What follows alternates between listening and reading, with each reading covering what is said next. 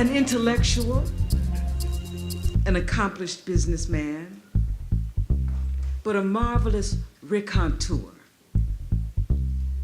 So, if you would please, Mr. Charles Allen, join us on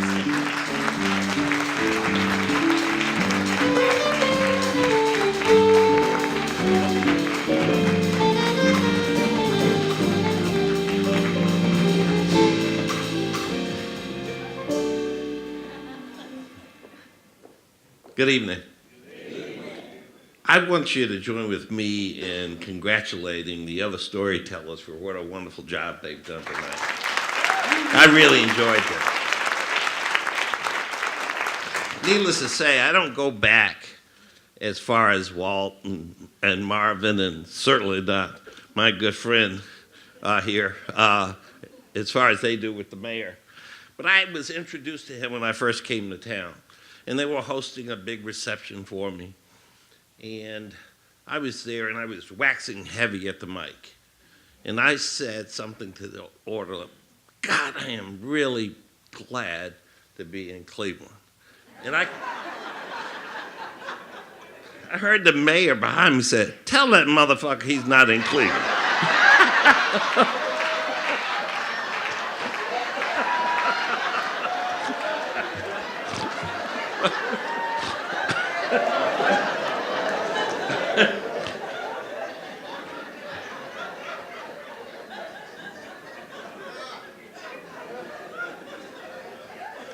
When I came to town about 35 years ago, I came here to be president of First Independence Bank. And it was our only African-American owned bank at the time. And it was struggling, and it had not gained a lot of traction. But one of the things that I would hear around town was, did you hear that the mayor gave S. Allen Early an oil contract called Magnum Oil? Oh my God, the town was ablaze. Much of it was in because everybody wanted that contract. It was quite lucrative. But needless to say, there was no methodology in place in the city for the mayor to award a contract that was non-bid. So I got together with one of the great legal scholars in Detroit, Judge Ed Bell.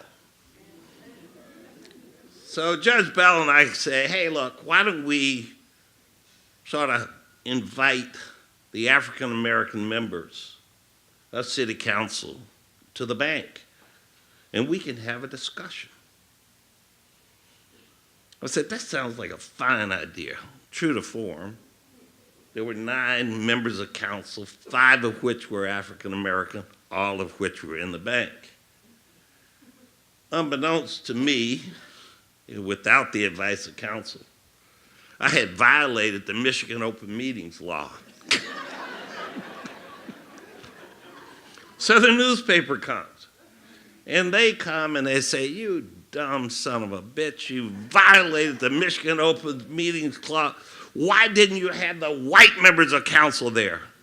Me, being 35, full of piss and vinegar, I said to the press, I don't invite my neighbors to family meetings. Whoa. Whoa. I didn't realize how much ink they had. So I'm sort of reveling in the victory of the moment. And a uniformed police officer arrives at the bank. And he has a note from the mayor. I said, well, I'm not going to let him leave without opening the note. I peel the note open, and the note reads as follows. What the hell are you trying to do? Are you trying to be the mayor? What does a smart 35-year-old do? I write back. I say, no, Mr. Mayor, I'm not trying to be mayor. for two reasons. One, I make more money than you do. Two, I get bonuses without grand jury investigations. I folded the note up, and somewhere in the archives here at the museum, that note's in there. I'm feeling good. I'm feeling much like I got a second jab in it. I got the paper, now I got the mayor. You had to know my secretary, Mrs. White, was like the most dedicated, serious person around me. It was so bad she would rate my moods for the other employees. She'd say, he's a B today or he's an F today. Don't mess with him. She comes into my office and said, boss, the mayor's on the phone. I said, oh no, this day's going bad now. Pick up the phone. The mayor says, Charles, you are one crazy motherfucker. He said, nobody talks to me that way. I don't need you and that damn Ed Bell trying to help city council get its act together about giving me legislation that I don't need because we are the people. We can do business in the city of Detroit. And I don't need Executive Order 22, which is what ultimately was the result of that. I don't need that to enable me to do business with black people. I said, Mayor, let me tell you, you're catching hell in the street, man. He said, well, you all go ahead and you do what you're going to do, but I'm going to continue to do what I'm doing. And you have to understand what Coleman Young was to African-American business people in this town. He was hope. He was the ability to contract. Steve Ewing and I were engaged by the mayor to raise $1 million for the original African-American museum. You have to understand that this whole museum piece was not really the vision of the community or council, probably not really the vision of Dr. Wright. It was Coleman Young. Coleman Young did this. I can tell you that when we went, Steve Ewing was the president of Michigan Consolidated Gas. So he and I go to the museum, we go to Dr. Wright, we say, hey, he was over on West Grand Boulevard, say, hey, Dr. Wright, we need your books. We get the books, and Steve says, what are we going to do with this? I said, I don't know, we have to go to the mayor because we got to raise some money. We can't raise money without having books. So we go to the mayor, we're sitting in the mayor's office. I said, Mayor, I hate to tell you this, but the books at the museum are worse than anything I've ever seen, man. They're worse than my household records. That's how bad they are. He said, well, do what you do.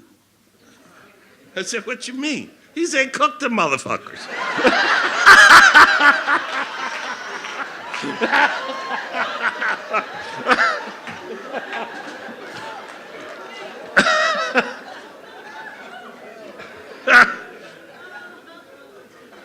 You gotta know, we did some things on the books. They weren't overly cooked. We put on the top of the page, pro forma, which means they were forecast. This is what it would be like if you paid door at the mission at the door. So we had quite a time trying to cook these books. But when we got them done, we raised the first $1 million on behalf of the original museum from corporate Detroit. And we got into the thing that for the first time, we had a real commitment to the museum. You have to understand that I was a part, as was Shahida, of the original board of the museum appointed by the mayor. And the mayor did something quite interesting that only this mayor could have done. He made this museum a department of the city, and therefore it's part of the general obligation bonds and funds of the city. His reasoning went as follows. The state supplies a lot of money to support the DIA. Yeah. And the state does nothing for this. And he said, I'm the mayor.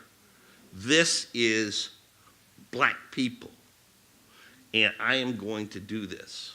And so his strategy was flawless. Nobody could complain. But in the process, I want to tell you what happened. And I say this because I think you should appreciate it. Coleman Young, for African American business in the city of Detroit, was the best of all time in involving black people.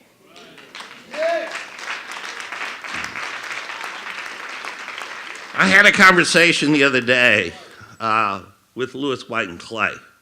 My good buddy, Richard White, one of the founding members of the firm, and I said to him, Richard, how long was Lewis, White, and Clay in the Blue Book? Y'all know what the Blue Book is? If you're not in the Blue Book, you can't do any municipal finance work at all. They've been in the Blue Book since 1975. Guess what? They were the only ones in the Blue Book, a Detroit-based company, and they taught other minority firms around America about getting in that book and doing underwriting. This museum was designed by Sims and Varner, as was the previous one, as was the retrofit of Cobo Hall. When you think about the contractors that were involved here, come on. Today, in the city of Detroit, we want for opportunity. We want for opportunity. We're not included. Coleman Alexander Young was the best mayor in our history. And he's a model for all of us to hold people accountable to as we move forward. Thank you and good night.